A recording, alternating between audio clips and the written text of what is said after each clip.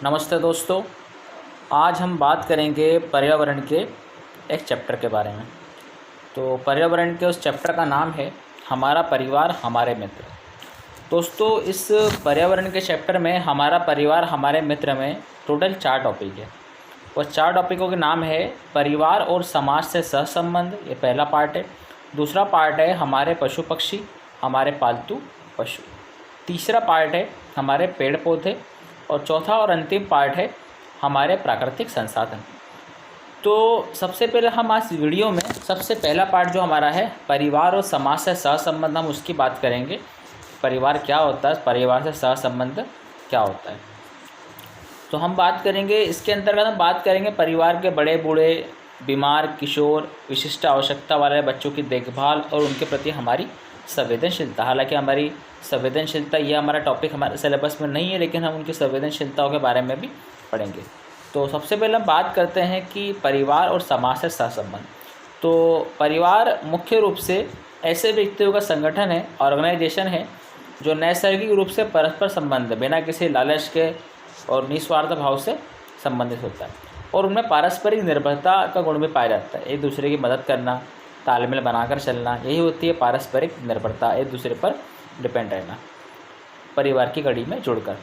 परिवार में रहकर व्यक्ति न केवल परिवार के अन्य सदस्यों के प्रति अपने कर्तव्य, अपनी ड्यूटी एवं अपने दायित्व का स्वेच्छा से निर्वहन करता है, उसे कोई प्रेशराइज नहीं किया जाता है। एक परिवार की एक्टिविटी या परिवार की जो कड़ी होती है उसके थ्रू जुड़कर वो परिवार का एक सदस्य होकर अपनी जिम्मेदारी, अपने दायित्वों का निर्वहन करता है और स्वयं के साथ साथ परिवार को सुरक्षित रखने का प्रयास वो करता है और खुद रहने का अनुभव करता है।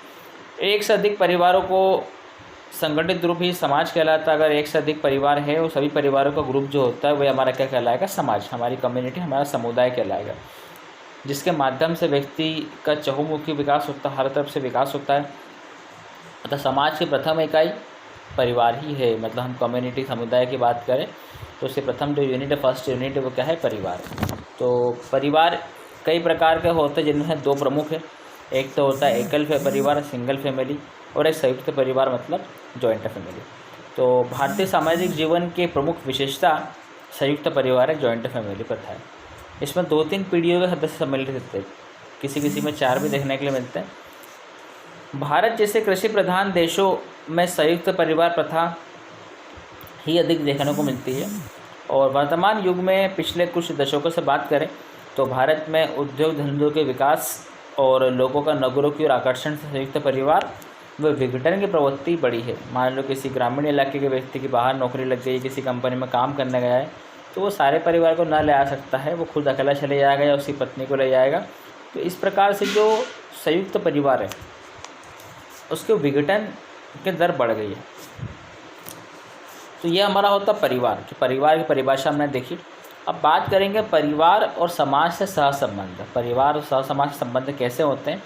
तो परिवार संबंधित व्यक्तियों का समूह है जो एक साथ रहते हैं और एक दूसरे की भावनाओं की कदर भी करते हैं, सुख दुख में साथ में रहते हैं। जबकि समाज में ऐसे ही कई परिवारों का समूह है, इससे इनका सहसंबंध बड़ा प्रगाढ़ होता है। एक दूसरे की मदद करना, दूसरे हर किसी का सुख दुख में शामिल होना, क्योंकि विकसित समाज की नींव परिवार ही रखता है। अगर विकसित समाज चाहिए, डेवलप्ड कम्युनिटी चाहिए, तो उसकी नींव जो रखेगा वो परिवार रखेगा। अकेला व्यक्ति उसकी नींव मजबूत नहीं कर सकता।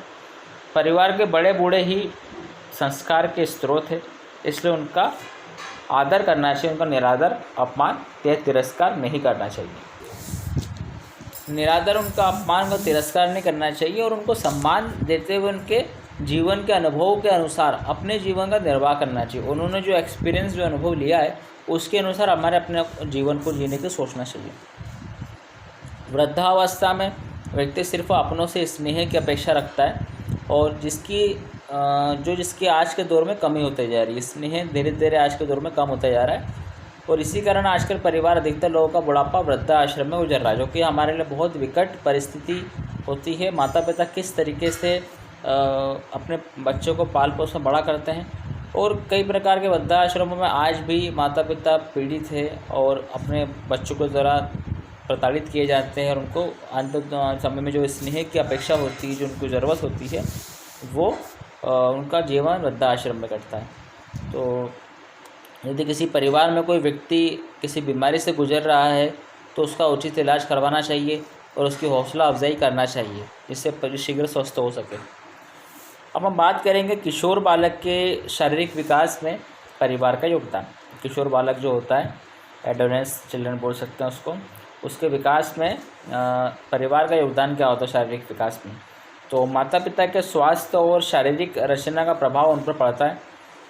यदि वह रोगी है और निर्बल है तो उनके बच्चे भी वैसे ही हो सकते हैं। जेनेटिक, जिसको आनुवंशिक गुण बोलते हैं, इसके बारे में हम पढ़ चुके हैं कि आनुवंशिक पर वातावरण का प्रभाव या वातावरण पर आनुवंशिकता का प्रभाव दोनों समान है।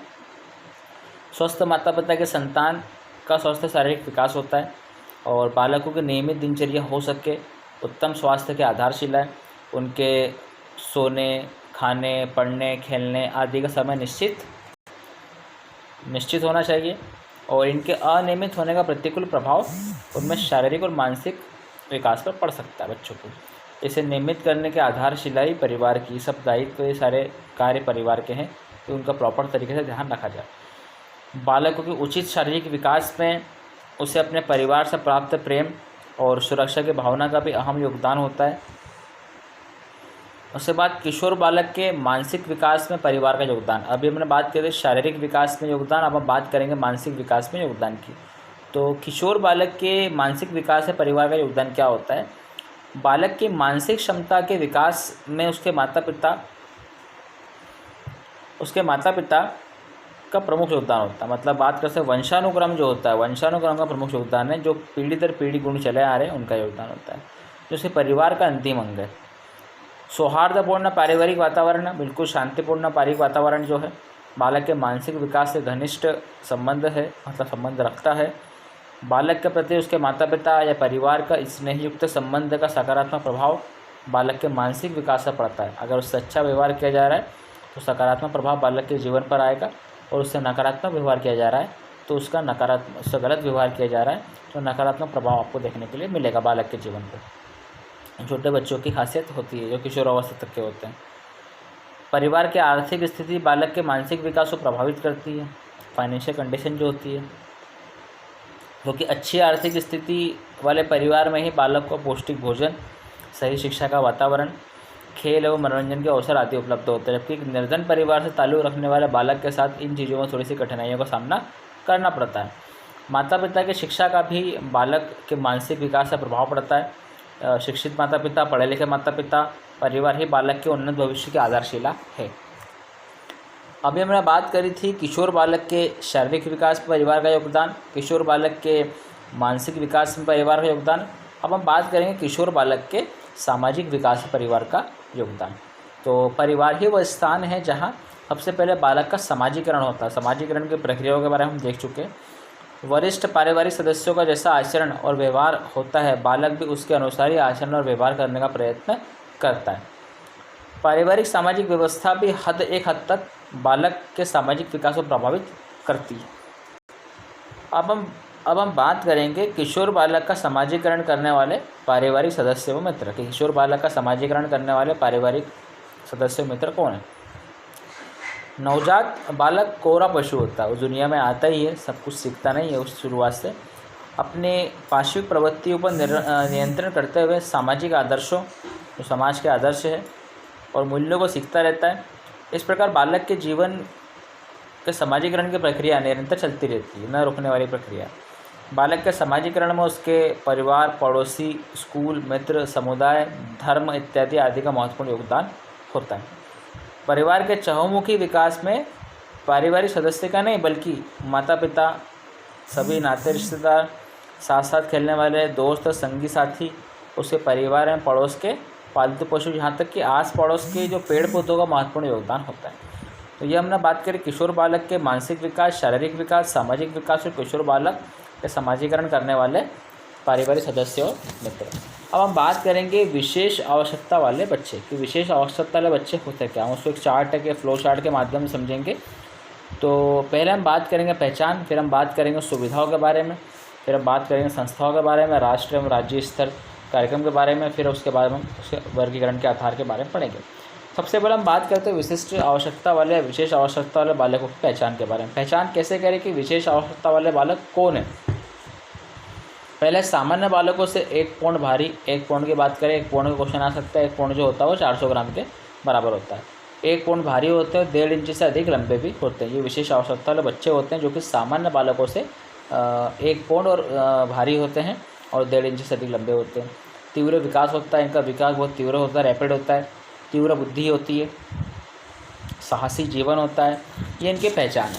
फिर हम बात करेंगे सुविधाएं, क्या सुविधा होती है। नवोदित देखभाल सुविधाएं बचपन की बीमारियों का एकीकृत प्रबंधन आधारित सुविधा, मतलब बोल सके जो देखभाल करने का तरीका होता है उसके बचपन की बीमारियों का एकीकृत ढंग मतलब होता है कि उसको यूनिफॉर्म मैनर में ले आना ताकि सारी चीज़ों का एक ही बार में समाधान कर देना, उन सबको प्रबंधन करना, मैनेजमेंट करना, सुविधा प्रोवाइड करना। फिर नवजात शिशु सुरक्षा कार्यक्रम, नवजात शिशु के सुरक्षा संबंधित कार्यक्रम को आयोजित करना। उसके बाद नवजात एवं बाल रोगों का एकीकृत प्रबंधन, वही यूनिफॉर्म मैनर में लेकर आना। और IMNCI पूर्व सेवा, जो IMNCI सेवा जो हो सकती है बच्चों के देखभाल संबंधित जो होती है उसकी सेवा करना। नवजातों का ग्रह आधारित देखभाल, ग्रहों के अकॉर्डिंग उसका देखभाल करना। वैश्विक टीकाकरण, प्रॉपर टाइम में वैक्सीनेशन करना, उसका टीकाकरण करना। तीव्र श्वसन संक्रमण, डायरिया और अन्य इन्फेक्शन और दूसरे जो इन्फेक्शन हैं उनकी पूर्व पहचान करना, प्रबंधन के बारे में बताना। शिशु एवं छोटे बच्चों के स्तनपान को बढ़ावा देना। पोषण आहार के साथ साथ बच्चों का प्रबंधन देखना। और विटामिन ए और आयरन एवं फॉलिक एसिड सप्लीमेंट को प्रोवाइड करना। विटामिन ए की बात करें, विटामिन ए का नाम जो होता है रेटिनॉल होता है, और फॉलिक एसिड जो विटामिन होता है विटामिन B9 होता है। विटामिन B9 को फॉलिक एसिड बोलते हैं। उसके बाद संस्थाएं, तो आंगनवाड़ी संस्थाएं जो होती है और सामाजिक संस्था, ये संस्था है विशेष आवश्यकता वाले बच्चों की। उसके बाद बात करेंगे राष्ट्रीय एवं राज्य स्तरीय कार्यक्रम कि विशेष आवश्यकता वाले बच्चों के लिए राष्ट्रीय एवं राज्य स्तरीय कार्यक्रम क्या आयोजित किया जाता है। पहला नवजात शिशु सुरक्षा कार्यक्रम, पोषाहार पुनर्वास केंद्र पोषण संबंधित है। विद्यालय स्वास्थ्य कार्यक्रम, विद्यालय में स्वास्थ्य कार्यक्रम आयोजित किया जाता है।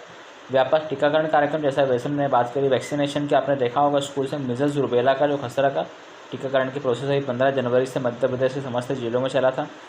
समेकित बाल विकास सेवा योजना, बालक के विकास से संबंधित चाइल्ड डेवलपमेंट से संबंधित स्कीम प्रोग्राम, बाल स्वास्थ्य कार्यक्रम।